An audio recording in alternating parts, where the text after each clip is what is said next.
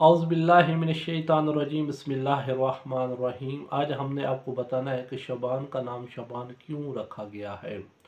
एक शख्स मौला कायनात अमीर अल मोमिनीन इस्लाम की खिदमत में हाजिर अर्ज़ की, या अमीर अल मोमिनीन, क्या आप बता सकते हैं कि शबान का नाम शबान क्यों रखा गया है।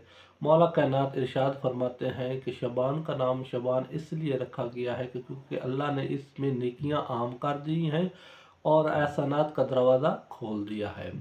रसूल पाक सल्लल्लाहु अलैहि वसल्लम फरमाते हैं कि शबान मेरा महीना है, जो भी इसमें रोज़ा रखेगा अल्लाह उसके गुनाह माफ़ कर देगा और जन्नत में उस पर वाजिब हो गई।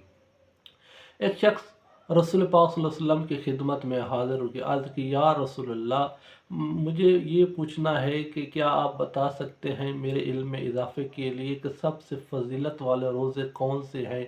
माह रमज़ान के हैं, शबान के हैं, रजब के हैं।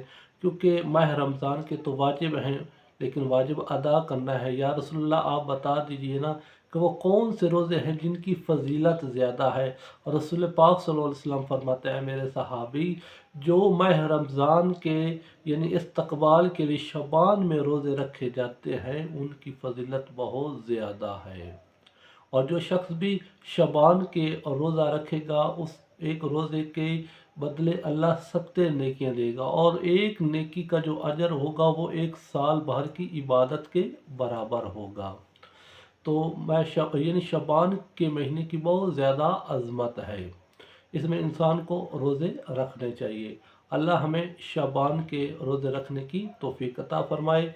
वस्सलामु अलैकुम वरहमतुल्लाहि व बरकातहू।